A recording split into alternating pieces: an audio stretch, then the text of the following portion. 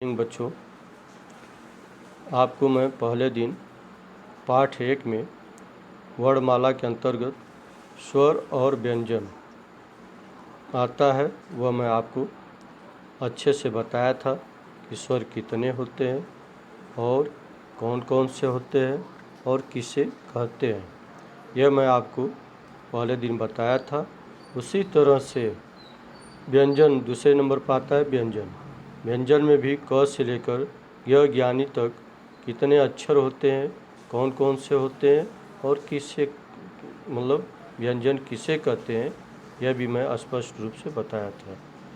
तो इसलिए मैं इसको क्यों दोहरा रहा हूँ, क्योंकि पेज नंबर 4 पर आपका जो है दिया है व्यंजन, जिसको प्रश्न 1 के अंतर्गत दिया गया है।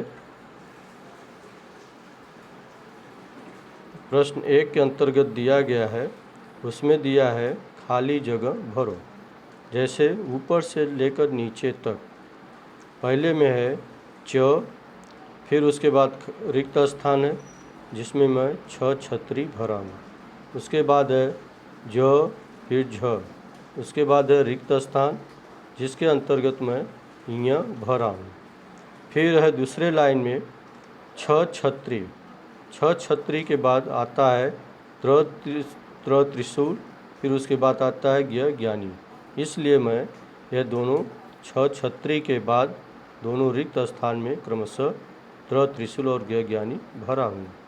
उसके बाद तीसरे लाइन में क्रमशः आता है तो के बाद रिक्त स्थान है जहाँ थ आएगा तो मैं थ लिखा हूँ। उसके बाद है द, फिर ध और ध के बाद आता है न की जगह रिक्त स्थान है, मैं उसको लिख करके पूर्ण किया हूँ।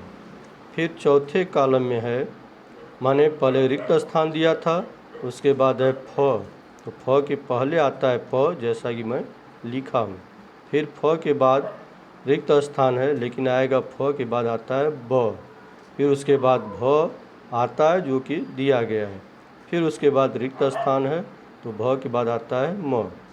फिर पाँचवें कॉलम में रिक्त स्थान है, रिक्त स्थान के बाद है छोटा स, फिर छोटा स के बाद है ह और जो कि रिक्त स्थान था, तो वो मैं छोटा स के पहले भी रिक्त स्थान था और बाद में भी। तो छोटा स के पहले आता है मूर्धन्य स, वह भी मैं लिख के दिखाया हूँ, और फिर स के बाद आएगा ह, वह भी मैं लिखा हूँ। इसलिए लिख के मैं भर दिया हूँ कि आपको भी क से लेकर ज्ञानी तक जो आपको पढ़ने में भरने में आसानी होएगा। तो आगे चलो, इसी तरह से जो है आगे आता है मात्रा। तो मात्रा में दिया है प्रश्न नंबर 2 में पेज नंबर 4 पर ही है अ से लेकर अ तक। तो अ तक का मतलब खूब सुंदर से, माने एक चित्र दीपक का चित्र बनाया गया है, तो वो बना कैसे है यह देखना है। माने ऊपर से लेकर नीचे तक क्रमशः जो है अ, आ, ई, उ, री, फिर ए, ऐ, ओ, औ, अं, अ, ये जो है 13 मात्रा लिखा गया है। लेकिन ऊपर से नीचे तरफ बाएं तरफ में, बाएं के दिशा में ऊपर से नीचे आएंगे दक्षिण दिशा में, तो जो है अ से लेकर के बड़ा ऊ तक क्रमशः लिखा है। फिर इधर जो है नीचे से लेकर के, माने ए से स्टार्ट हुआ है, फिर ए से लेकर के अंग तक अ तक आओगे तो ऊपर की तरफ गया है, माने ऊपर से नीचे आया फिर नीचे से ऊपर की तरफ ले गया है। माने जगह जगह जो है अ के बाद आ दिया है तो अ की जगह बिंदु है, फिर आ की जगह बिंदु बनाया गया है। इसी तरह से जितने वर्ण और अक्षर दिए गए हैं उनके बीच में हर अक्षर के सामने बिंदु का चिन्ह लगाया गया है।